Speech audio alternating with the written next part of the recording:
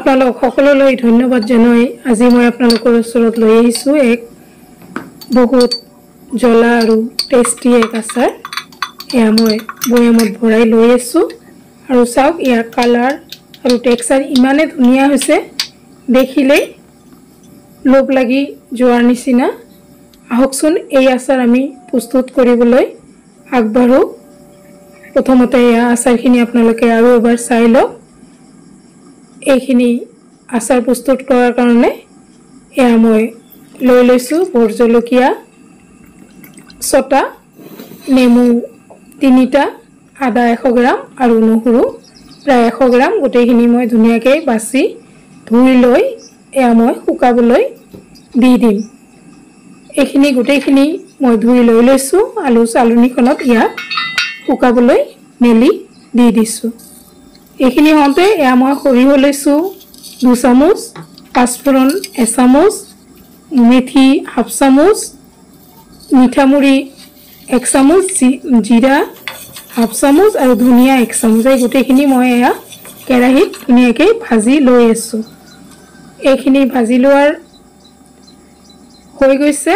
এইখিনি হৈ যাওঁতে এতিয়া মই এয়া প্ৰথমতে ভোট জলকীয়াখিনি কাটি লৈ আছোঁ। এইখিনি বহুত জ্বলা হয় আৰু য'তে লাগিব তাতে একদম পুৰি যোৱাৰ নিচিনা হ'ব, গতিকে বহুত সাৱধানে এইখিনি কাটি ল'ব লগা হৈছে। আৰু এইখিনি গোটেইখিনি মই প্ৰথমতে যদিও কটাৰীৰে কাটিবলৈ লৈছোঁ বহুত প্ৰব্লেম হোৱাৰ কাৰণে এয়া মই কেঁচি এখনেৰে এয়া পলিথিনেৰে ধৰি ধুনীয়াকৈ সৰু সৰুকৈ কাটি লৈ আছোঁ। আৰু এইখিনি বহুত সাৱধানে কাটি ল'ব লাগিব, নহ'লে ইয়া য'তে লাগিব খৰিটো জ্বলি যাব। এইখিনি জলকীয়াখিনি মোৰ কাটা হৈ গৈছে। এইখিনি কাটা হৈ যাওঁতে মই এইখিনি এক সাইড কৰি লৈ লৈছোঁ। আৰু ইয়াৰ পিছত এয়া মই আদাখিনি মিহিকৈ কাটি লৈ আছোঁ। আপোনালোকে যিসকলে ইতিমধ্যে মোৰ চেনেলটো ছাবস্ক্ৰাইব কৰিছে আপোনালোক সকলোলৈ ধন্যবাদ। আৰু যিসকলে নতুনকৈ চাই আছে আপোনালোকে ছাবস্ক্ৰাইব কৰাৰ লগতে লাইক, কমেণ্টছ আৰু শ্বেয়াৰ কৰিব। এয়া মোৰ আদাখিনিও কাটা হৈ গৈছে সম্পূৰ্ণখিনি। এইখিনি হওঁতে মই নেমুখিনি সৰু সৰুকৈ কাটি লৈছোঁ আৰু নহৰুখিনিকো লৈ সৰু সৰুকৈ কটাৰীৰে কাটি লৈ আছোঁ। এইখিনি এনেকৈ সম্পূৰ্ণখিনি কাটি লোৱাৰ পিছত মই প্ৰথমতে এয়া কাঁচৰ বাতি এটা লৈ লৈছোঁ আৰু এয়া কাটি লোৱা জলকীয়াখিনি দি দিছোঁ প্ৰথমতে। তাৰপিছত এয়া দি দিছোঁ আদাখিনি দিয়াৰ পিছত নেমুখিনিও দি দিছোঁ। নেমুখিনিও যথেষ্ট সৰুকৈয়ে কাটি লৈ লৈছোঁ।